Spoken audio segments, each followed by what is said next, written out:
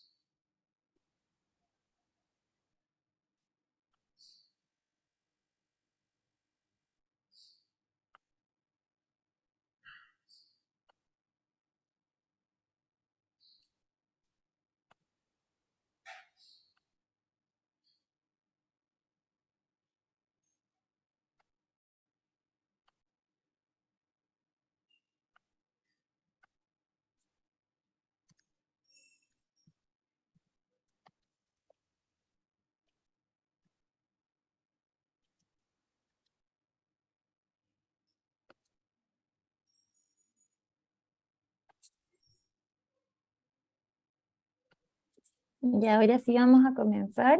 Buenas tardes, soy Josefa Bujatún Col, parte del equipo de Puentes UCEA. Les doy la bienvenida a esta cuarta sesión de este ciclo de charlas constituyentes llamados Gobiernos Locales y Nueva Constitución. En esta oportunidad vamos a abordar un tema que se ha conversado en distintos espacios de la discusión pública desde que inició el proceso constituyente, que es la participación popular y lo que está referido en la propuesta sobre esto. Eh, Esta instancia tiene por objetivo conocer la voz de dos expertas abordando los puntos claves que hay que tener en cuenta sobre la propuesta de nueva constitución. Con esto queremos crear instancias de información y profundización sobre estos temas de cara al plebiscito del 4 de septiembre. Saludamos y agradecemos a todas y todos los presentes y en especial a nuestras panelistas, Valentina Rosas, quien es cientista política y máster en políticas públicas de la Universidad de Oxford, quien actualmente se desempeña como subdirectora de Tenemos que hablar de Chile. Y Caroline Stam, doctora en ordenamiento territorial y urbanismo de la Universidad Parises, Instituto Francés de Urbanismo, magíster en estudios comparativos sobre el desarrollo de la Escuela de Altos Estudios en Ciencias Sociales de París, titulada del Instituto de Estudios Políticos de París y además licenciada en Historia, Mención y Geografía de la Universidad de París. A todos los asistentes les comento que pueden ir haciendo sus preguntas y comentarios a través del chat y les sugiero seleccionar la opción a todos para que puedan ser leídas por todos los asistentes. Al final vamos a dar un espacio para responder a todas sus inquietudes. Damos inicio a esta presentación y para comenzar dejamos a Valentina Rosas. Muchas gracias, Josefa, y bueno, al equipo de Puentes por el espacio. Voy a empezar a compartir. Como decía Josefa, bueno, yo soy Valentina, soy directora de Tenemos que hablar de Chile, esta instancia de participación ciudadana impulsada por la Universidad Católica y la Universidad de Chile, que somos principalmente un proceso de diálogo, de encuentro, de participación, que hemos querido estar al servicio de los desafíos que tiene el país y entendemos que el proceso constituyente es uno de los desafíos, sobre todo de diálogo, más grande que existe en el país.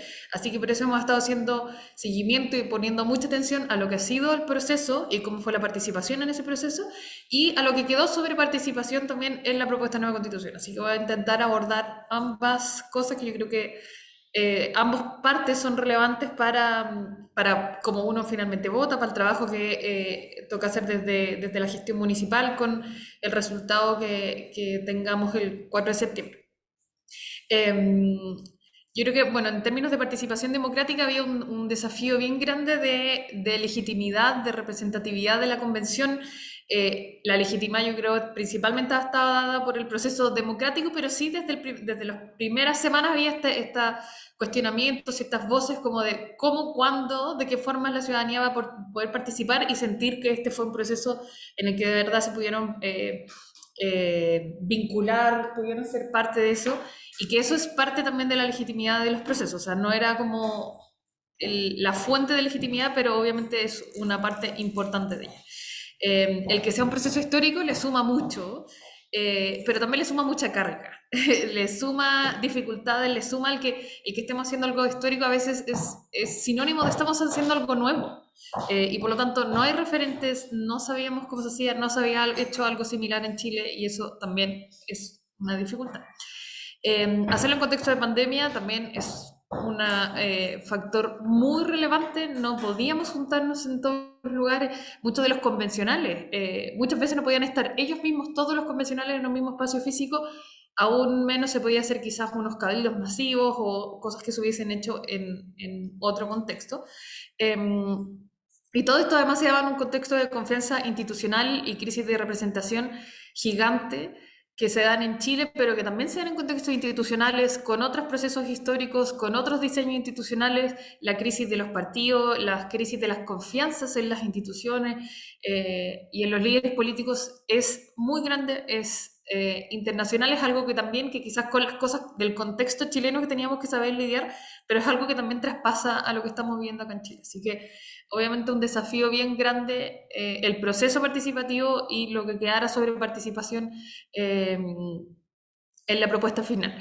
Así que partimos en el fondo con una convención constitucional con un desafío, una oportunidad muy grande de hacer las cosas distintas también respecto de cómo había sido la opción de participar o de vincularse con la política tradicional, con el Congreso o con otras instituciones. Acá había un anhelo también de la ciudadanía y una oportunidad para la convención de que esto iba a tener otros caminos, otras alternativas, otros matices, para hacer un gran proceso deliberativo constituyente en un amplio espacio de participación, ojalá lo más masivo posible, entendiendo los desafíos que nombraba anteriormente.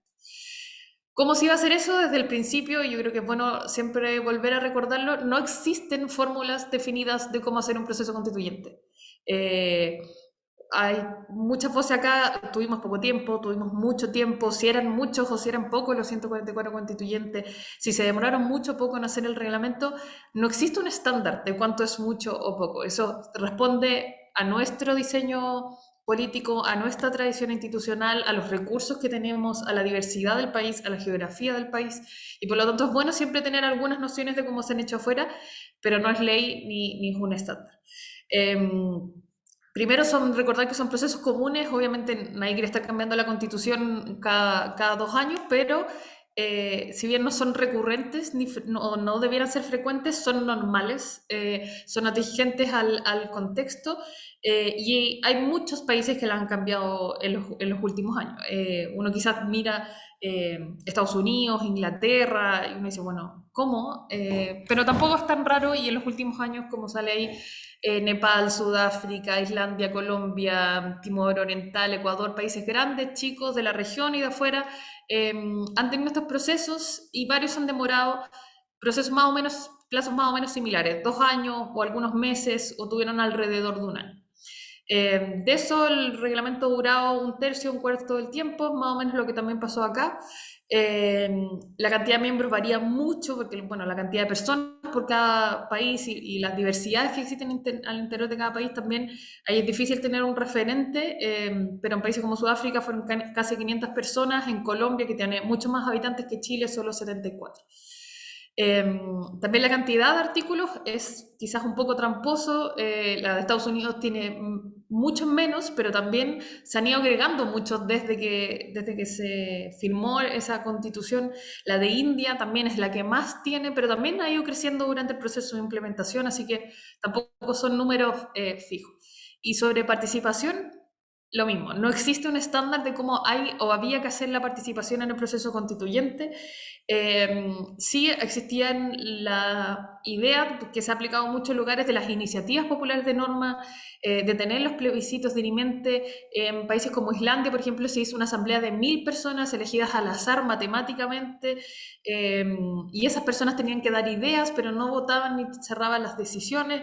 Entonces hay distintas formas, obviamente estas distintas formas buscan siempre lo mismo, que el proceso sea más que la asamblea o la convención o como decíamos llamar al grupo que finalmente redacta y vota las normas, sean nuevos o sea el Congreso de cada país, porque existe la noción de que el proceso tiene que ser más que un grupo de personas, aunque sean 500. La ciudadanía, las personas que no pueden estar en el centro de la capital, las personas que quizás no tienen la mejor educación, necesitan ser parte del proceso y por lo tanto hay que ver cuál es el mecanismo, pero siempre ha estado la impresión de que hay que buscar elementos para complementar lo que haga el grupo al que le dimos el poder constituyente. ¿Qué pasó en la convención? ¿Cómo se pudo participar? Hubo muchos caminos en el reglamento, yo diría, y creo que es algo bien reconocido por constituyentes, la Secretaría de Participación. Yo creo que fueron excesivamente ambiciosos, hubo muchos caminos de participación, finalmente no se pudieron aplicar todos o no se pudieron aplicar todos de la mejor forma. Tuvimos la opción al menos de tener plebiscitos dirimentes, pero no tuvimos un plebiscito en la práctica, sí estaba en el reglamento. Yo creo que era bien complejo que en la práctica pudiéramos desarrollar un plebiscito diariamente por los tiempos, hacer una campaña, darle tiempo a explicar cuáles son las opciones, la inversión que implica tener una votación y luego que eso sirva para tomar una decisión a tiempo, entendiendo que los días no le sobraban a la convención. Dificultó eso. Uno puede ahí discutir si es una buena o mala opción tener un plebiscito diariamente, pero además están estos otros problemas de implementación. Dan los tiempos, están los recursos, son problemas que además uno tiene que sumar a si el mecanismo puede ser teóricamente bueno o no. Sí tuvieron las audiencias públicas y ahí, este es un ejercicio, una suma mía, hubo 1.302 audiencias en todas las comisiones, las transitorias, las permanentes, las temáticas, también las de presupuesto, las de ética, así que todas las comisiones tuvieron algún grado de participación, muy diverso, pero sí cabe destacar que las audiencias en general son espacios en los que se hizo un esfuerzo por paridad y por representación regional, pero en general era un espacio más de académicos, de organizaciones, de personas de grupos de interés que iban a presentar ciertos lineamientos que les interesaba ver en el proceso. También tuvimos los cabildos constituyentes donde se publicó cierta metodología, las personas podían participar, más de 150.000 personas, pero yo creo que todos sabemos, las iniciativas populares de norma fueron la herramienta más popular de participación durante el proceso constituyente. Se presentaron más de 6.000, 2.500 casi fueron admitidas, en total sumaron casi 3 millones de apoyos, y en términos al menos de números generales, este es el proceso de participación más grande que ha tenido cualquier institucionalidad política en Chile. El proceso constituyente de Bachelet, por ejemplo, tiene números importantes, pero bueno, también es otras características, eran principalmente diálogo. Acá uno puede debatir si 2 horas de conversación con distintas personas tiene el mismo valor que entregar un apoyo leyendo un formulario, pero tiene números mucho más grandes. Yo creo que obviamente todos estos espacios se complementan. La gran mayoría, como ven ahí, el 56% de las iniciativas populares de norma eran sobre derechos fundamentales. Obviamente ahí hay un interés muy grande de la ciudadanía. Si bien todas las comisiones tuvieron alguna iniciativa popular de norma, finalmente sobre derechos era sobre lo que más la gente quería hablar, opinar, al menos según estos datos. Y la segunda comisión que tuvo más, no está acá, pero me acuerdo la segunda era medio ambiente, que creo que tuvo 14-17% de las iniciativas populares de norma. Así que un salto grande y bueno, de ahí las otras 2-3%. Así que ahí queda claro en el fondo más o menos dónde estaba el interés también de las personas. 78% era de personas naturales. También podían poner iniciativas populares de norma las organizaciones, pero la gran mayoría lo hicieron personas naturales. Yo creo que eso también nos da en el fondo para quienes trabajamos en participación, para pensar, a veces uno facilita la participación de organizaciones que obviamente agrupan personas, agrupan ideas, tienen una agenda, pero también cuando quizás uno hace los mecanismos lo suficientemente fáciles como puede haber sido las iniciativas populares de norma, facilita que llegando a la página, contestando un par de preguntas, miles de personas pudieron participar sin tener necesariamente una organización detrás. Sí, además participaron 448 organizaciones y mirándola, la verdad, bien por encima, pero son de muy distintas características también. Entonces, también, como a mí me llama la atención en el fondo, cómo esto permitió las iniciativas populares de norma de la Confusam, por ejemplo, organizaciones grandes, con muchos años de tradición, con recursos, de organizaciones, bueno, muy marcadamente de derecha, de izquierda, de cosas temáticas como organizaciones por la educación, por o en contra del aborto, por ejemplo, pero también de grupos muy pequeños. Habían agrupaciones de madres, había la bancada de YouTube, incluso tuvo una iniciativa popular de norma. Entonces creo que cuando uno, la reflexión que queda en el fondo, generar un mecanismo de participación, cuando es transparente, cuando es fácil, como creo que fue este, en el fondo había un formulario, las preguntas eran públicas, el espacio para contestar la información era relativamente simple, permitió que organizaciones grandes y pequeñas, de izquierda a derecha, de todas las regiones y miles de personas pudieran participar. Obviamente tendrá también sus críticas, pero facilitó la participación de miles de personas y eso es innegable. Y finalmente 77 de esas fueron aprobadas con más de 15.000 votos, que era lo que hacía que pudieran ser debatidas por la convención.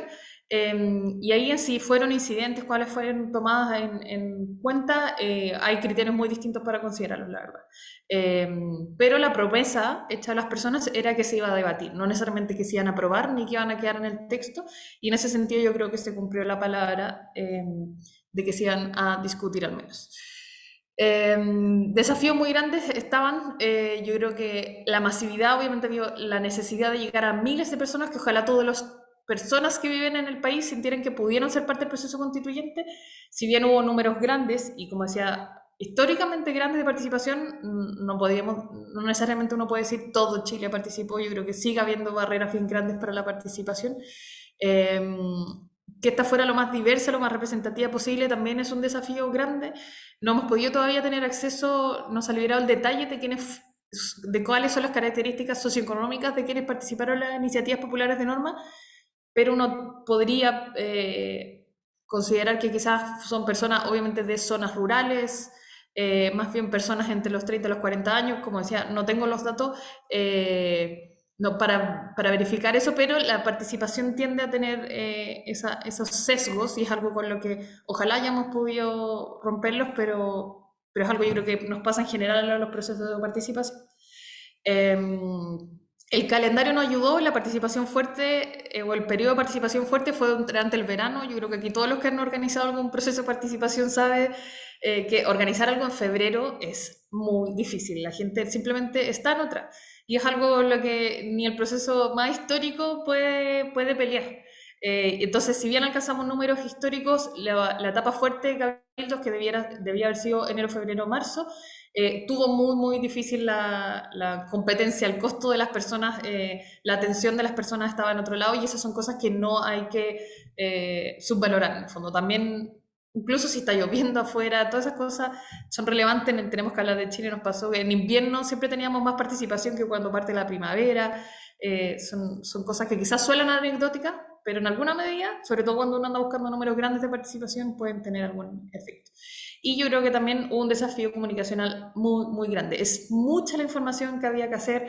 Se podía opinar de muchas cosas en muchas etapas distintas, en muchos mecanismos distintos, y eso fue difícil de comunicar para la misma convención, fue difícil de comunicar para los medios, y además hay quienes no ayudan también en las fake news y otro tipo de cosas que también dificultan incluso esa participación para las personas. Así que también, obviamente, entre más fácil de explicar es cuál es el mecanismo de participación, dónde, cómo, a qué hora, hace más fácil la participación para las personas.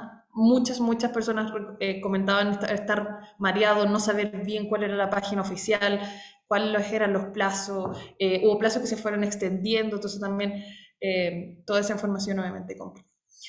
¿Qué pasó finalmente respecto de participación en la propuesta? En el fondo esto fue lo que vimos en el proceso, pero ¿qué pasó de participación ciudadana en el texto final? ¿Qué es lo que uno puede encontrar? Participación ciudadana o participación es una palabra que aparece mucho en el texto, aparece 82 veces, haciendo referencia a participación ciudadana, a participación con apellidos,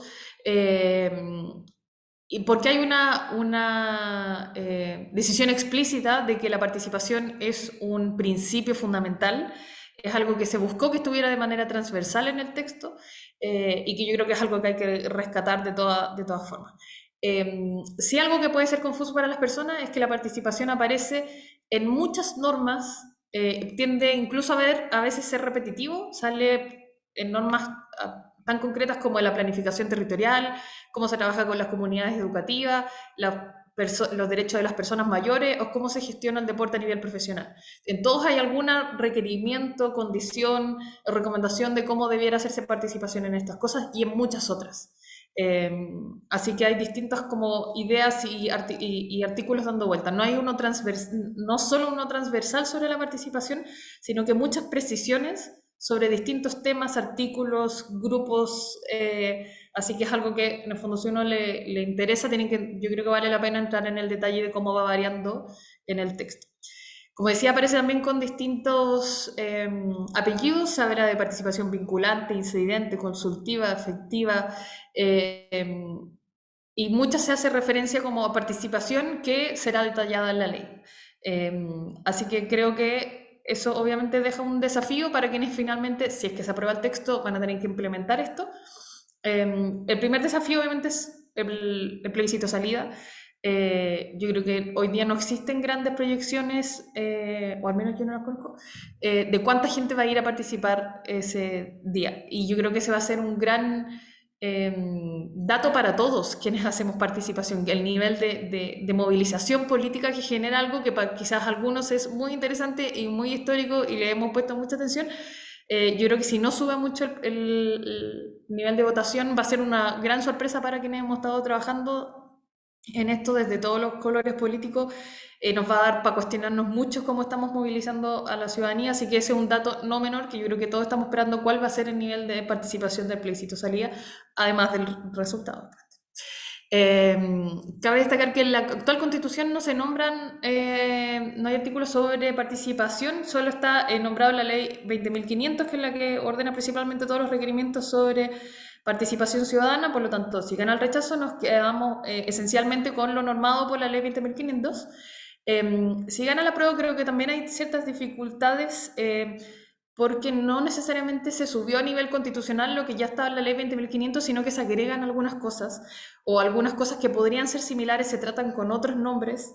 Entonces ahí va a haber algún nivel de implementación no menor, de cómo, o sea, va a haber que modificar esta ley para hacerla calzar con estas cosas, o si no, en algún minuto vamos a quedar como los servicios públicos van a necesitar, ahora tenemos los COSOC, pero en la constituyente se llama consejos sociales, son lo mismo, no son lo mismo. Hay cositas que no están tan claras, entonces para quienes ejercen la participación, sobre todo desde las instituciones municipales, ganando la prueba, yo creo que va a haber ahí algunas cosas, algunos desafíos de cómo se implementa, porque como decía antes, va con distintos apellidos, y por lo tanto, si uno trabaja en participación en medio ambiente, puede haber distintos matices que tenga que tener en cuenta si uno hace participación en las comunidades educativas o con las personas mayores o en otros ámbitos, de los muchos ámbitos que abarcan las municipalidades. Entonces, yo creo que es un gran valor que esté tan presente en la propuesta de nueva constitución, como decía, está de manera transversal y de manera temática en muchos artículos y se nombra muchas veces,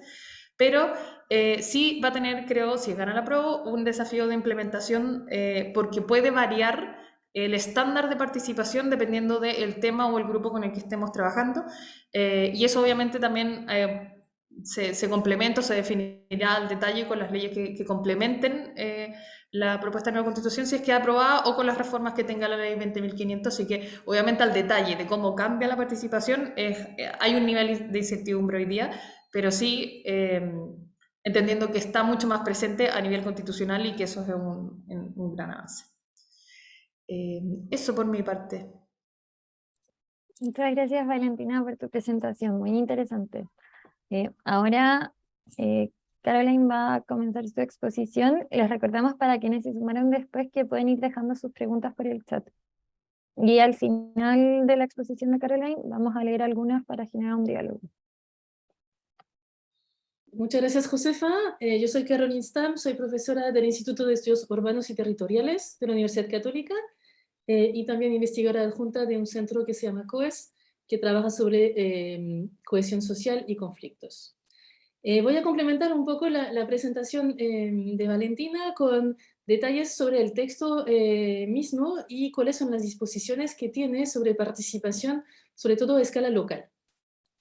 Así que, como ya lo decía Valentina, los principios generales de esta propuesta de nueva constitución insisten fuertemente en el tema de la participación.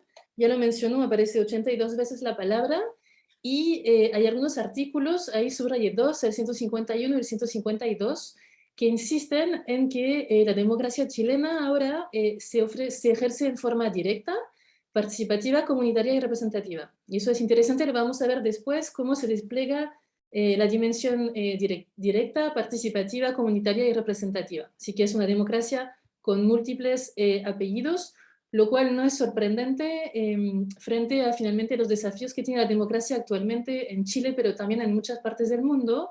Es decir, que hay mucha crítica hacia la representación, mucha desconfianza hacia las autoridades, los partidos políticos, que hace finalmente necesario multiplicar estos adjetivos y tener otras formas. Es decir, que no solamente puedo otorgar mi voto a una persona y pensar que me va a representar y decidir todo, sino que es importante tener también mecanismos para que yo directamente pueda opinar, porque quizás justamente la persona que elegí no me representa finalmente tanto cuando toma decisiones en la municipalidad o en el parlamento, por ejemplo.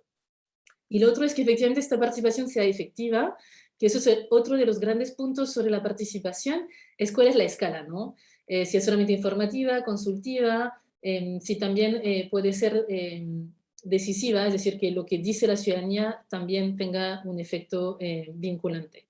Así que efectiva es un término un poco intermedio, es decir, que tiene que influir, pero no vamos hacia lo vinculante en este artículo general. Después hay otros artículos que también siempre dejan esta opción entre incidente o vinculante. Eso porque también todo lo que es vinculante es muy complejo aplicar, porque es difícil tener un proceso participativo fuera de las elecciones que sea vinculante si no podemos asegurar que es representativo. Y eso es quizás el gran desafío, que la participación sea representativa de una población, de un territorio, por lo cual ahí puede ser vinculante. Si no lo es más complejo, por lo cual incidente deja más apertura a que haya un efecto, pero no necesariamente una obligatoriedad de aplicar lo que dice la ciudadanía. Y otro punto que me parece interesante subrayar en el artículo 152, y que de hecho es algo que me parece muy interesante del proyecto Tenemos que hablar de Chile, es el enfoque en participación y deliberación.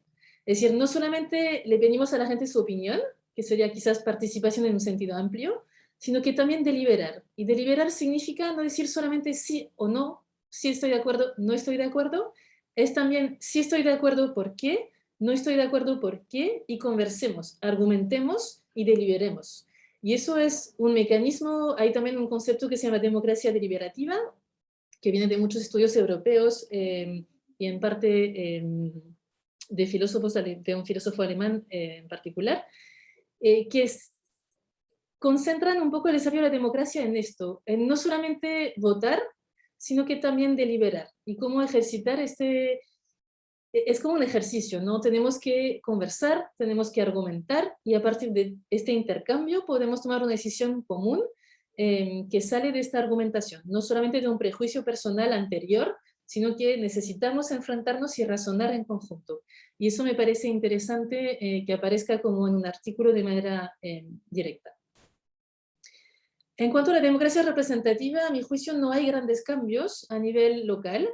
Quizás el único cambio grande es el sufragio obligatorio, pero volvemos a la situación previa en Chile para mayores de 18 años y incluye también la posibilidad de un sufragio voluntario para personas de 16 y 17 años, lo cual también ha sido una reivindicación post-estallido social, ¿no? Dar más entrada a la política a personas que están casi a la edad de la mayoría de edad, pero todavía no, así que ahí se da un escenario para que esta población pueda participar en las elecciones. El tema de la paridad también es un tema importante que ya se ha conversado mucho, así que todas las elecciones tienen que respetar principios de paridad. También tienen que reservar escaños a pueblos y naciones indígenas si corresponde según claramente el territorio chileno. Y en cuanto al tiempo, el gobierno comunal ejerce por 4 años, el alcalde y el consejo municipal, y la única diferencia con lo que hay actualmente es que se permite solo una reelección, en contra de 2 actualmente. Así que este panorama, digamos que no incluye grandes cambios, aparte del tema de la paridad, que es fundamental, y el tema quizás del sufragio voluntario y un menos reelección. En cuanto a la democracia directa, hay unas novedades que son interesantes. Bueno, el derecho a petición, que aparece en el artículo 76, y quizás el más nuevo es el 155, porque esta propuesta incluye la posibilidad de iniciativas populares de normas, que corresponde un poco a lo que Valentina nos comentó para las propuestas de artículos para esta nueva constitución, sino que ahí es para que la ciudadanía pueda proponer normas locales que se podrían aplicar en cada comuna y que estas iniciativas sean de carácter vinculante, o sea, si se proponen y se tienen que discutir por el Consejo Municipal y el alcalde, y después podrían tener un carácter vinculante. No hay descripción en esta propuesta todavía de cuáles serían los requisitos para que la ciudadanía levante una iniciativa popular de normas. No sabemos todavía cuántas personas deberían proponer esta norma para que sea discutida. No está fijado, debería ser fijado por una ley posterior a esta Constitución. Pero es algo interesante y novedoso para Chile. No necesariamente existen en otras partes del mundo iniciativas populares de leyes y también de normas. Así que ahí es algo que se incluye y que permite tener mecanismos directos y dar más protagonismo a la ciudadanía en, digamos, la gestión municipal y regional. Y además se incluye la idea de consultas ciudadanas incidentes. Eso no es tan novedoso, hay comunas que ya han hecho consultas ciudadanas, pero ahora aparece, digamos, en esta propuesta de convención.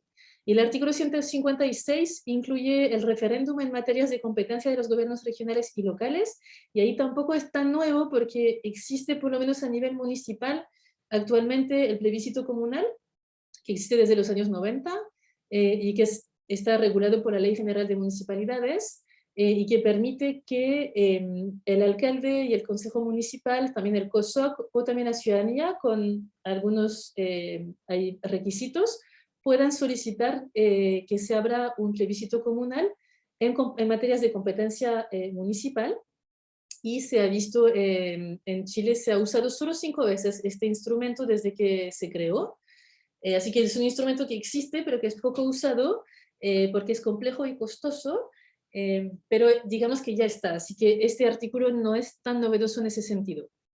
Aquí tampoco se fija los mínimos. Actualmente el plebiscito comunal, para que la ciudadanía pida un plebiscito comunal, se requiere que firmen mínimo 10% de las personas que votaron en las últimas elecciones municipales. Así que es un número importante, pero alcanzable. Y en el caso de Vitacura se produjo así cuando hubo plebiscito comunal. Además de estos principios generales, ¿no?, de democracia representativa y democracia directa, hay también muchos artículos que tratan de la participación más general de la ciudadanía en las políticas locales. Ahí puse algunos artículos, ahí hay algunas repeticiones efectivamente entre los artículos. Los puse en orden cronológico, pero podríamos ordenarlos distinto. Y básicamente podemos decir que esta propuesta de constitución insiste en que la comunidad tiene que ser participativa de manera muy amplia, es decir, en todo lo que pasa a nivel comunal. De hecho, se define el gobierno de la comuna en el artículo 205, se define que reside en la municipalidad, la que estará constituida por la alcaldesa o el alcalde y el consejo municipal, y se agrega con la participación de la comunidad que habita en su territorio. Así que la comunidad tiene un rol central, además de las autoridades locales.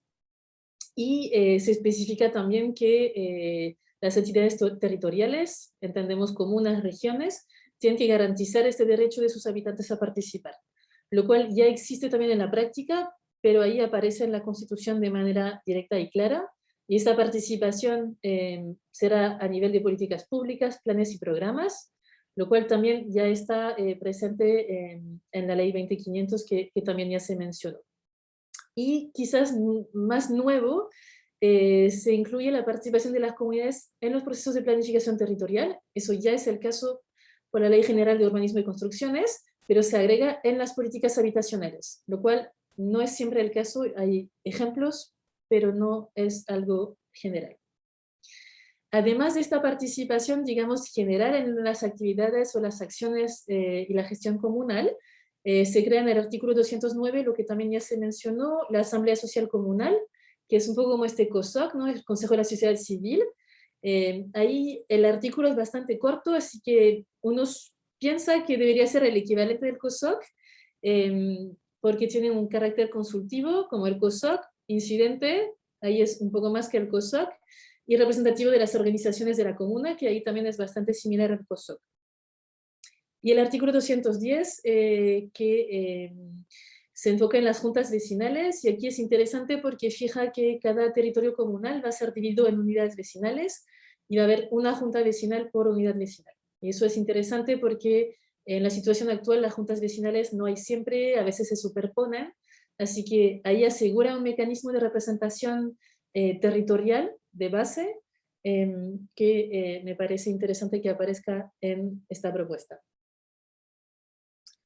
Otro punto importante a mi juicio, la propuesta insiste en varias partes del texto en la participación de grupos excluidos, y ahí también lo decía Valentina, cuando hacemos participación, finalmente el desafío es que todos participen, y el desafío más complejo es que participen los grupos que no están acostumbrados a participar o que tienen desventaja para participar, sea desventaja educativa, socioeconómica u otra. Así que ahí hay un artículo, el 153, que especifica que el Estado debe garantizar la participación democrática e incidencia política de todas las personas, especialmente la de los grupos históricamente excluidos y de especial protección. Y eso a mi juicio me parece interesante y también es una tendencia no solamente chilena, sino internacional, es cómo incluir diversidad de público en la participación y asegurarnos de que no participen solo hombres blancos, educados, que es como un poco el cliché quizás de la participación, por ejemplo, en los diputados o senadores en muchas partes del mundo.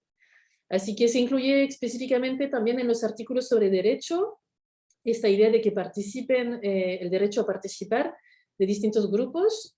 Ahí los anoté, la perspectiva de género, ¿no? Un enfoque muy fuerte en la Constitución, como ya les decía, sobre género y paridad. También el tema de diversidades y divergencias sexuales. También el tema de niños, niñas y adolescentes, que ahí también hay yo creo que Chile está entrando también, está abriendo puertas en que no solamente los adultos sean sujetos de derecho y puedan opinar, sino que también se están abriendo canales para menores de edad. Vimos con la votación voluntaria de los 16, 17 años, pero también se puede hacer participación con niños, hay experiencias con niños preescolares. O sea, hay todo un campo para que los niños participen, considerando que son ciudadanos y también viven y practican y usan la ciudad, por ejemplo, pero también los medios rurales. Y de hecho, por ejemplo, nosotros en planificación vemos que los niños son los que casi más usan los espacios públicos en las comunas. Así que también que estén incluidos y tengan un derecho a participar sobre asuntos que son de su interés, me parece relevante. También las personas con discapacidad, hay un enfoque en que todo lo que tiene que ver con discapacidad tiene que incluir participación de este grupo, personas mayores también, y pueblos y naciones indígenas, que eso ha sido ampliamente comentado en este debate constitucional, ¿no? El lugar que tienen estos grupos también y la necesidad de que estén presentes en los territorios donde viven. Y para ir cerrando, hay otros temas que me parecen importantes que están en esta propuesta y que tienen que ver con participación ciudadana. Los 3 primeros son novedosos, los 2 últimos ya están en Chile a través de leyes. El primero es la creación de medios de comunicación e información y su desarrollo a nivel regional, local y comunitario. Así que la propuesta promueve la creación de estos medios. Eso para dar más diversidad en cuanto a la información que se puede obtener, pensando que en Chile hay unos monopolios en cuanto a medios de comunicación, así que ahí se abre la idea de pluralidad en la información, que me parece interesante. El artículo 86 que habla de conectividad digital, que ahí también es un instrumento que hoy es fundamental en la participación, abrir canales digitales también para participar. El artículo 96 también es interesante porque reconoce los diversos sistemas de conocimientos. Y eso también ha sido un desafío en la participación, tratar de incluir distintos conocimientos. Muchas veces se habla del conocimiento experto, el conocimiento lego, también hay un montón de otros conocimientos, indígena, hay muchos tipos de conocimiento que hoy se trata de incluir de manera horizontal, ¿no? Ni uno es superior al otro, sino que incluimos todos estos sistemas de conocimiento para generar una participación que esté abierta a estas diversidades de saberes que hay también en los territorios. Y esos 3 puntos son nuevos, a mi juicio, e importantes. Los 2 últimos, la transparencia de la información pública. Chile tiene ya desde el 2008 una ley de transparencia y a mi juicio hay un buen acceso, hay un buen tema sea, un buen avance, perdón, de la transparencia en Chile, así que eso se reafirma. Y el último, el artículo 168, insiste en la rendición de cuentas, que también ya está presente en la ley 20.500, ¿no? Así que eso ya todas las autoridades hacen rendición de cuenta anual, ya es una tradición, digamos, en Chile.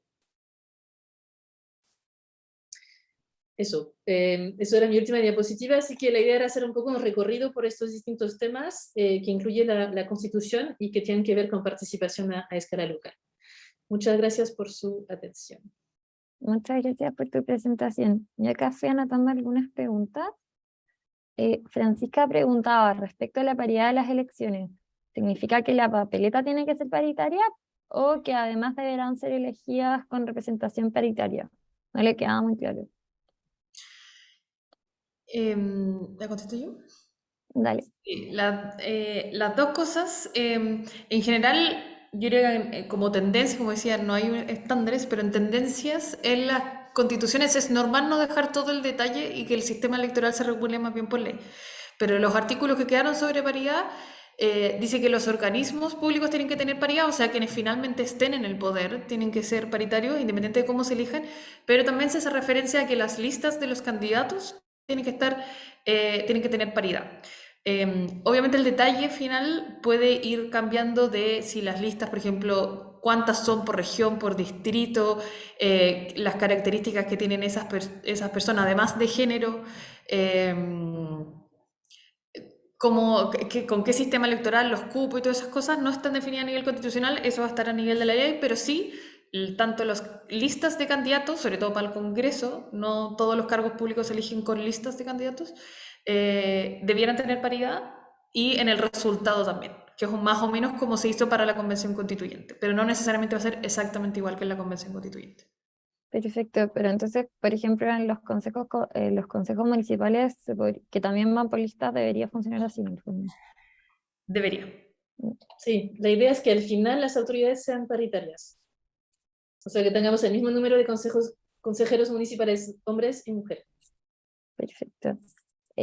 Hola Tomás. Tomás Marín pregunta, ¿cómo interpretan específicamente el concepto de participación incidente? ¿Y qué implica esto en términos concretos en la práctica?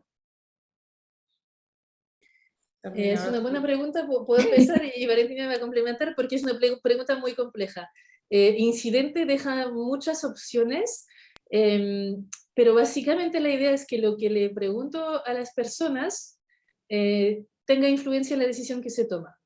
Ahora, puede tener influencia parcial, influencia completa, ahí hay un abanico de posibilidades, pero por ejemplo, si pensamos en, no sé, en un plan regulador comunal, donde definimos qué usos de suelo se puede tener en una comuna, una participación incidente sería preguntar a la gente qué tipos de uso quieren y aparte de lo que dicen, tomar la decisión.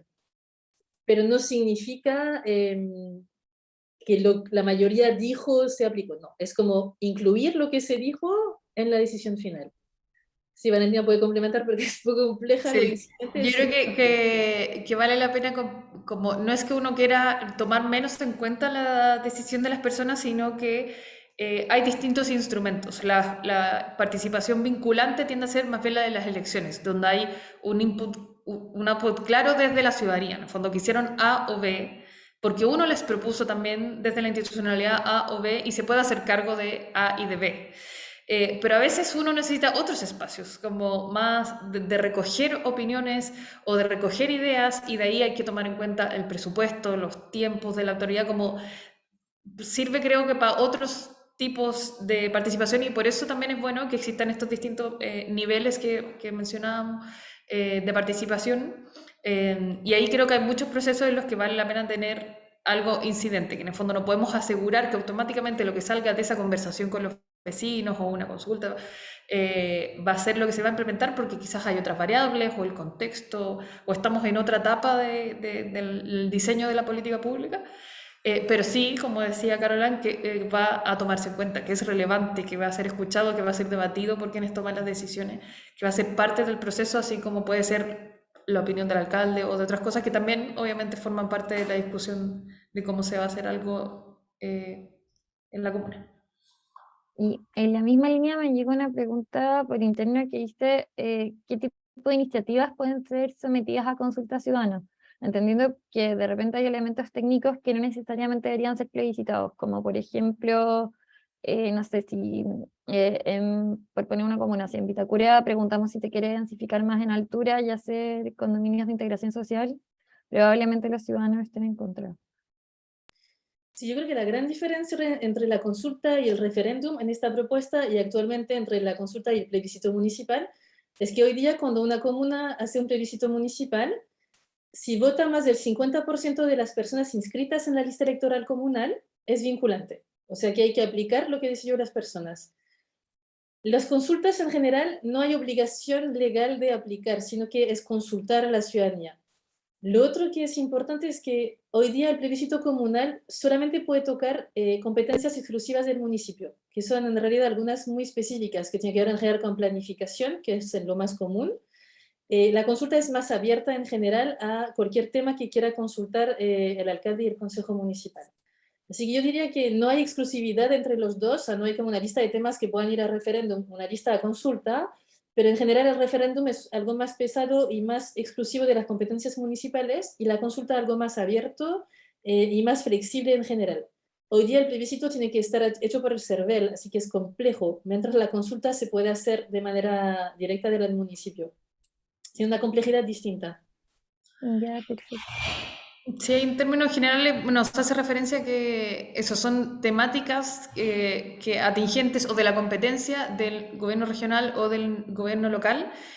Ahí yo creo que ya uno puede tener un marco de, en el fondo, una comuna no puede hacer un plebiscito sobre si se va a acabar la minería en Chile o cosas que en el fondo vayan más allá del territorio bajo el que tiene competencia. Pero el detalle de eso también, según la propuesta de la Constitución, debiera haber una ley que regule cuáles son esas competencias.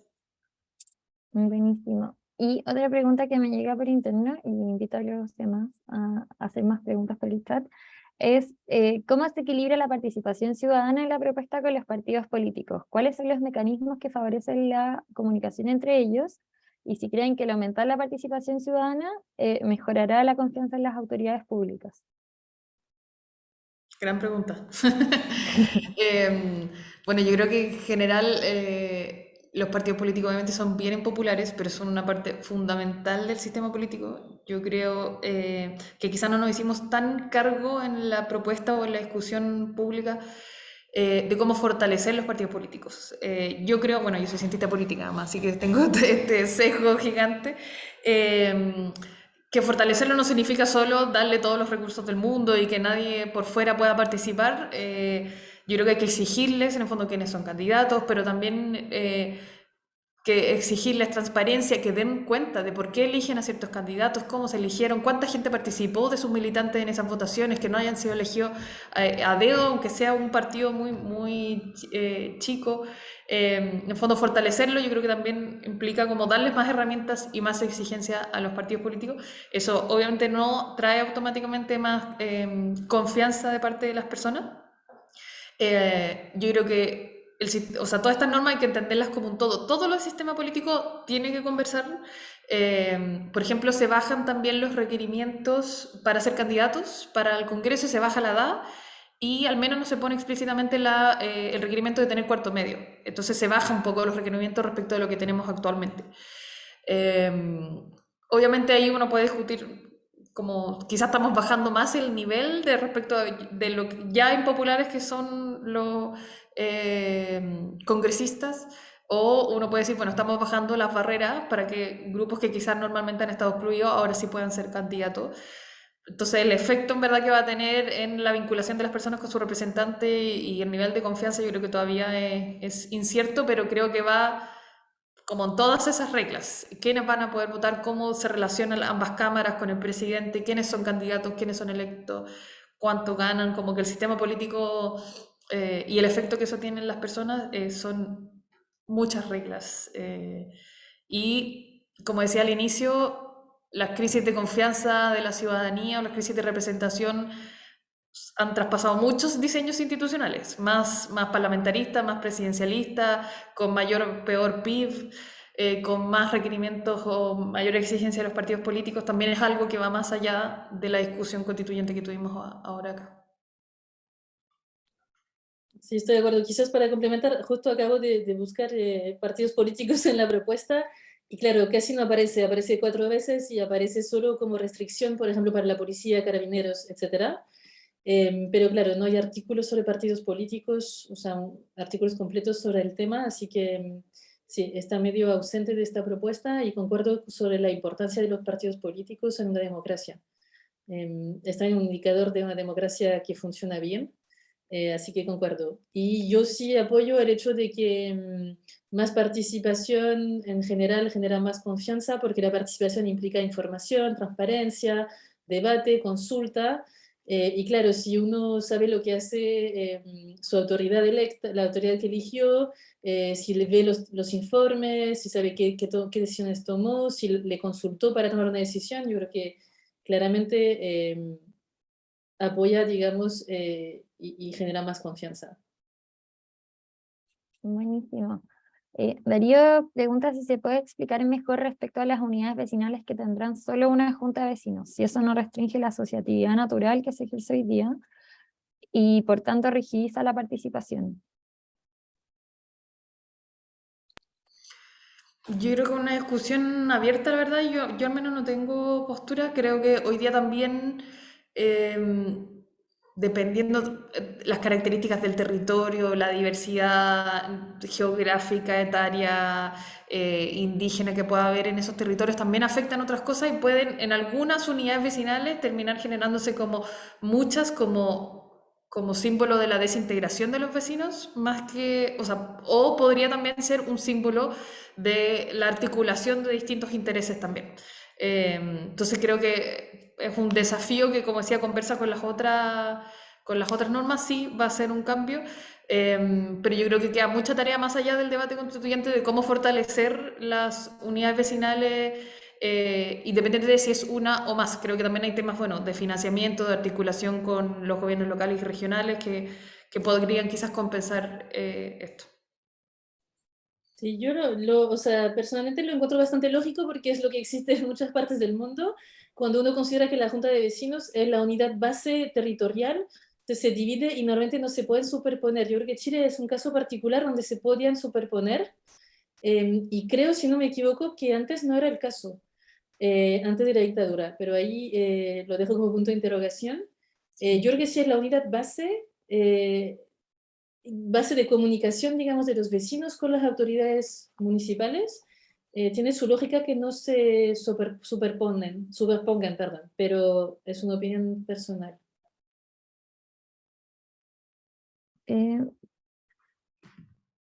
Pilar pregunta, dice que algunos autores investigan los mecanismos de participación, específicamente los de democracia directa, y han sugerido que bajo ciertas condiciones estos pueden erosionar la democracia. De acuerdo a esta opinión, ¿ustedes qué tan factible creen que es ese escenario en Chile? Yo creo que hay un desafío de implementación.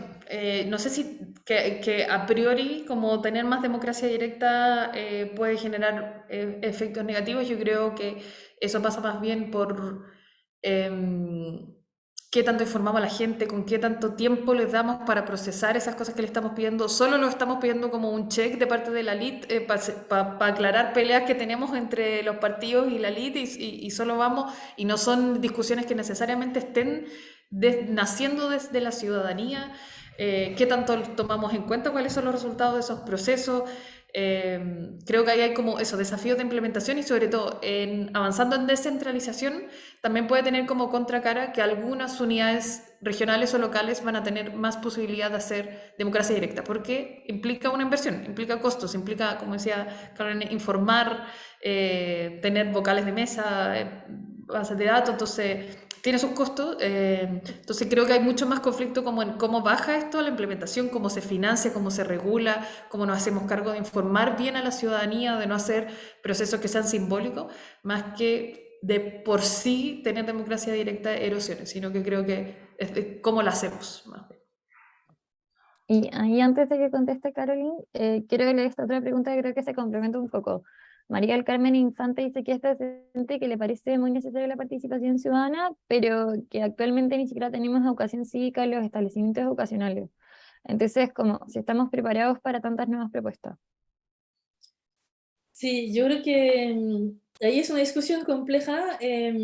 Yo creo, pero quizás de manera muy ingenua, que toda persona informada puede tomar una buena decisión, y más aún cuando lo debate con otras personas. O sea, creo que si uno hace participación ciudadana, tiene que creer que la gente toma buenas decisiones y puede tomar buenas decisiones. Pero claramente concuerdo en que la información, la educación son muy importantes también.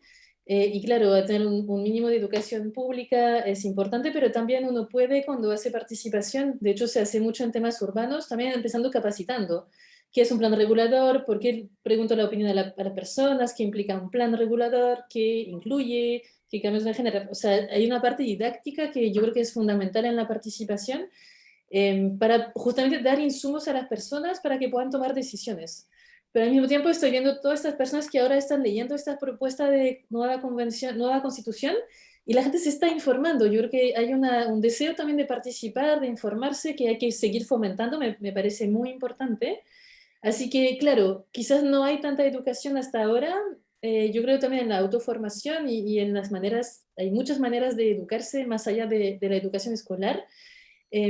Así que yo creo que se puede, claro, sería increíble si hubiera también educación en los colegios que toque temas de sociedad, de vida en común, de bien común, etcétera. Sería increíble, la verdad, sumaría mucho. Em, y eso, así que lo sumo a que concuerdo en que la democracia directa, hay que ver cómo se implementa, cómo se usa. Tampoco la idea es que un alcalde o un consejo municipal cada 2 semanas haga una consulta sobre qué tiene que votar en el próximo consejo municipal, ¿no? Pero yo creo que para temas relevantes hay ganas de parte de la ciudadanía en general de opinar, más allá de solo votar al alcalde, sino que de opinar sobre temas que son relevantes para la comunidad. Así que yo lo veo como positivo, pero claro, para no erosionar no hay tampoco que abusar del sistema, y hay que hacerlo para temas relevantes, y dar tiempo de debate, información, etcétera.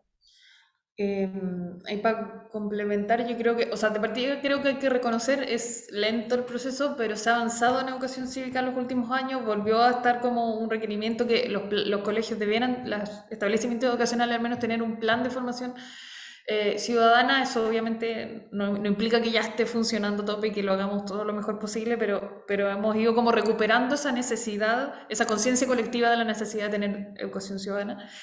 La propuesta de nueva constitución le deja una tarea de participación ciudadana a las municipalidades, dice explícitamente que tienen que hacer participación ciudadana para la gestión local, y que para eso tendrá que informar, hacer participación ciudadana en todo. Entonces yo creo que veo detrás de eso un desafío de entender que tampoco responde solo a ser una tarea de los establecimientos educacionales. En el fondo, quienes ya salimos del colegio no tenemos ni una formación, ya quedamos así. También creo que es un desafío más colectivo de otras instituciones, y ahí obviamente la gestión municipal puede sumar mucho al respecto. Y creo que también es una tarea no solo de las instituciones, sino también de los votantes. Hay mucha información disponible. Hay algunos que obviamente tenemos más acceso aún por internet, educación, etcétera. Pero que también uno como ciudadano tiene que ser lo suficientemente crítico de por quién está votando, dónde se informa, de qué fuentes se informa, de cuál es, cómo aprender a visualizar, que es difícil para todo, la desinformación, las fake news. Yo creo que es una tarea colectiva que obviamente queda mucho, pero que sigue avanzando. Buenísimo. Y ahí para cerrar, ¿cuál creen que debe ser el rol que debería jugar los municipios, por ejemplo, los referéndums o las consultas respecto a la información? Es más bien entregar información, participación, entendiendo que muchas veces el alcalde o la alcaldesa de turno también va a tener una agenda respecto a eso. Entonces, ¿cómo jugar ese rol?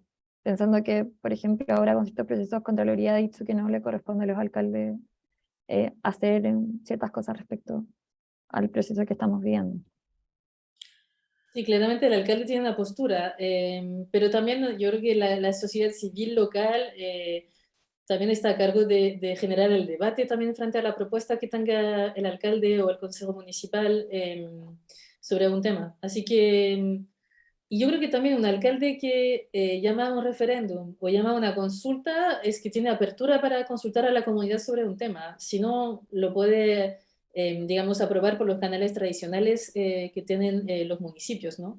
Así que yo creo que también un alcalde que abre un referéndum o que abre una consulta tiene ganas de dialogar. Así que me imagino que probablemente también va a generar diálogo y yo insisto, yo creo que las organizaciones comunitarias locales también son parte de este diálogo. Yo estoy pegada con lo de la implementación de las ideas, creo que muchas buenas ideas se caen en eso. Y bueno, parte de la experiencia del Tenemos que hablar de Chile es que cosas tan en detalle de cómo uno informa, por dónde informa, cuál es el horario, cuál es la dirección que uno pone, si pretendemos que la participación o el horario para ir a votar sea un lunes a las 11 de la mañana hasta las 12, la probabilidad de que muchas personas queden fuera es muy alta. Y creo que es la organización, en este caso las municipalidades, las que tienen que hacer un esfuerzo, que yo sé que los funcionarios municipales ya hacen un montón de esfuerzos, pero a veces por ir en otros horarios, a otros territorios, buscar otras plataformas, otros lenguajes que favorezcan la participación de distintas personas. Nosotros desde el Tenemos que hablar, no sé, siempre lo cuento, tuvimos una persona que participaba mientras estaba vendiendo completos en un carrito con el celular al lado, opinaba, vendía un completo, seguía opinando, porque para ella parar 2 horas para poder opinar de lo que estaba pasando en Chile y dejar de ganar ingresos por 2 horas es un lujo que no muchas personas pueden darse. Y ahí obviamente eso hay que hacerlo calzar con el desafío de las regulaciones con las que uno también trabaja. Nadie quiere trabajar muy tarde y los funcionarios municipales también hay que cuidar sus condiciones laborales, pero hay que hacer, ojalá, el mejor match posible para favorecer la participación de las personas, como decía, no hacer un proceso en el que además se gastan muchos recursos que solo sea simbólico. Muchas gracias a ambas. Las y los invitamos a seguir informándose y a inscribirse en las siguientes sesiones que tendremos de este ciclo. La próxima semana tenemos una sesión final para la cual también quedan invitados ustedes, Carolina y Valentina, sobre gastos fiscales y empresas municipales, junto a Rodrigo Valdés de la Escuela de Gobierno y Carolina Helsman de la Escuela de Derecho de nuestra universidad. Agradecemos nuevamente a Valentina y Carolina por sus presentaciones. Que les vaya muy bien. Muchas Muchas gracias. gracias por el espacio. Chao. Chao.